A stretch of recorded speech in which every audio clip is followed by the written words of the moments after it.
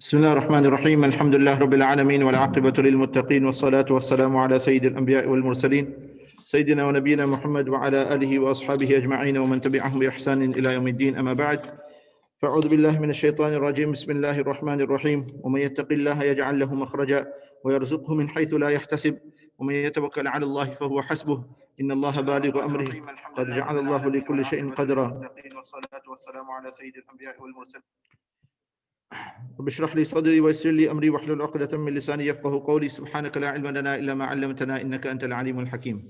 Respected elders, brothers, mothers and sisters, assalamu alaikum wa rahmatullahi ta'ala wa barakatuh. So in the few minutes we have today, inshallah, the khutbah that I'm going to be giving is going to be about tawakkul ala Allah. The word tawakkul ala Allah, Allah subhanahu wa ta'ala uses it frequently within the Quran. And it actually means to give over one's affairs to Allah subhanahu wa ta'ala. That's the meaning of tawakkul ala Allah. In the Arabic language, there are many words that come similar that teach us about handing over our affairs. A lawyer is called a wakil, right? A woman who is getting married and gives her guardian the right to get her married off is known as a mu'akkala, right? And this whole concept of giving oneself over is something that is by nature.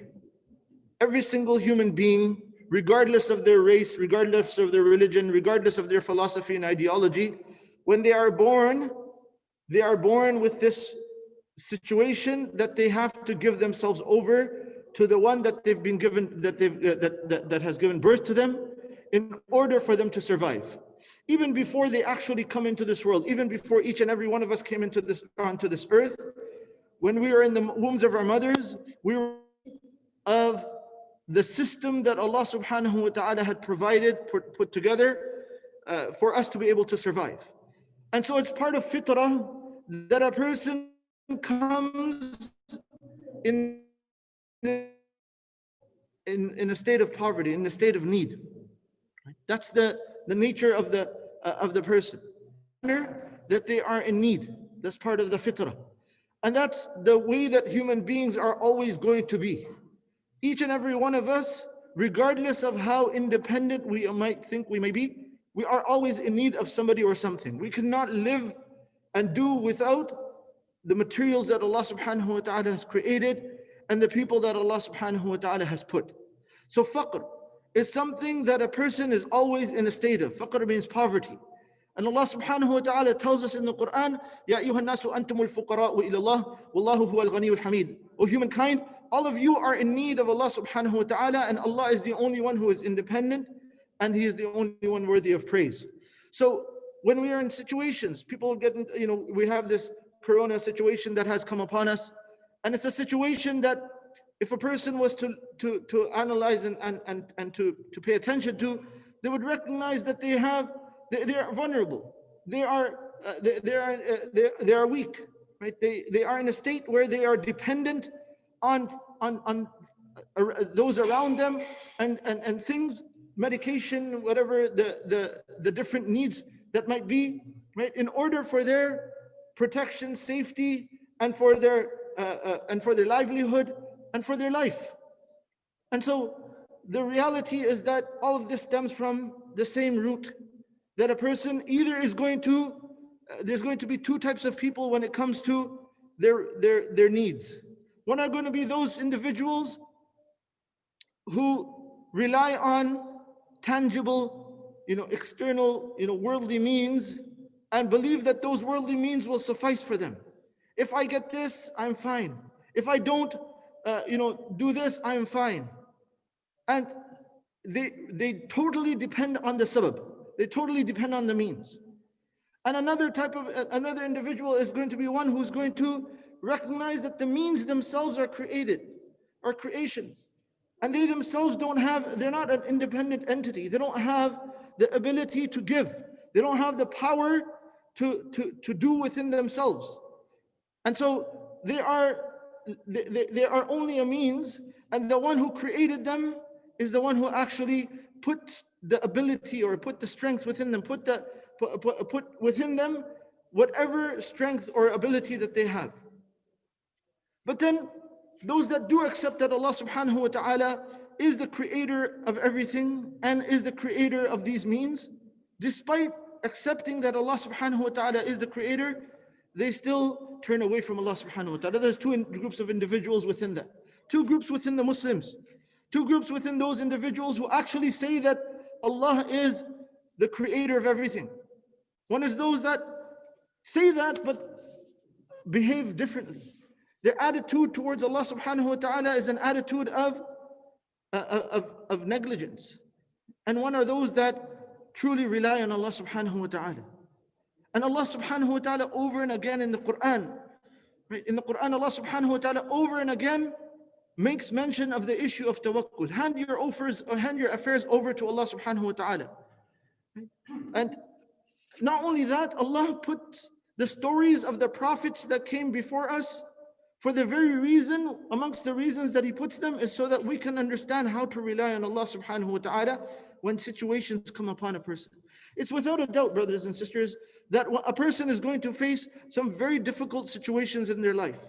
Situations that they have no control over.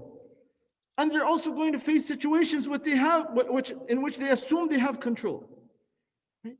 And in all of these situations, a person is tested. They're tried to see how do they actually connect themselves to Allah subhanahu wa ta'ala. How do they actually hand their affairs over to Allah? In the Quran, Allah subhanahu wa ta'ala will mention that there are people that when they are in their happy moments, and when things are going fine, they have some sort of control in those matters that they have control in, then they act like they don't need Allah. وَإِذَا أَنْعَمْنَا عَلَى الْإِنسَانِ أَعْرَضَ وَنَأَى بِجَانِبِهِ. Right? Whenever we're blessing them, they have some sort of control over their life, they have control over their affairs, they control over their situations, then they act like they don't need Allah. Right? وَإِذَا مَسَّهُ الشَّرُّ كَانَ يَئُوسًا. And then when difficulty comes upon them, then they act like, then that's the moment that they want Allah to change everything for them. They want to make that one dua that kind of, turns around their whole situation.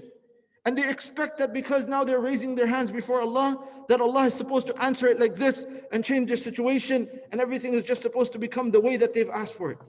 Oh, didn't I turn to Allah? Did I not turn to Allah? But did you really rely on Allah? So, as human beings, we're always going to be in need. And this is where shaitan takes advantage of a person. Allah tells us in the Quran, there are the wasawis, the intrusive thoughts of shaitan can fall into two major categories. الشيطان يعيدكم الفقر ويأمركم بالفحشاء. Everybody loves enjoyment. Everybody loves entertainment. Everybody loves, happiness, pleasure, right? Not having to do things, not having to pray, not having to worship Allah, right? That's easier. But, that comes at a cost. So shaitan, his promises, his thoughts, the intrusive thoughts that he produces are one of, you know what, you're going to have to get this, you're going to have to be like this, you're going to have to do this. Now, one very important element of tawakkul, when we say relying on Allah subhanahu wa ta'ala, that Allah is going to take care of everything, Allah subhanahu wa ta'ala that doesn't mean that a person doesn't, benefit from the means that Allah subhanahu wa ta'ala has put.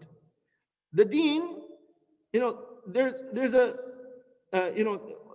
the correct way of relying on Allah is to use the means that Allah subhanahu wa ta'ala has put.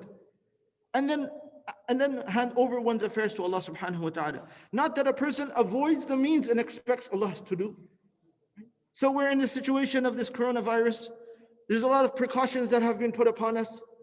There's responsibilities that have been put upon us. Some people feel like their belief is, the correct belief is that, all of this, you don't have to do it and Allah will take care of you. Right? And, this is not tawakkul ala Allah. This is actually a misunderstanding about tawakkul ala Allah. Right? Tawakkul ala Allah is not that a person says, okay, Allah, you are going to do, and Allah does. Allah has already put systems that He expects us to abide by and to follow. So if there's safety precautions, safety measures that have been put into place, right? Rules and regulations that have been placed, then a person is responsible for abiding by them. If there's tools and things that a person can use to benefit their situation, and then they don't, then that's not tawakkul ala Allah. That's not relying on Allah subhanahu wa ta'ala.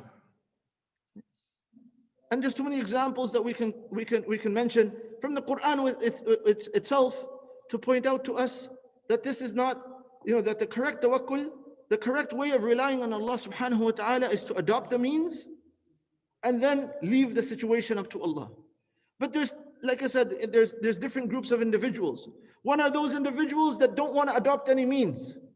And their claim is that, well, if Allah wants to save me, He'll save me. Right?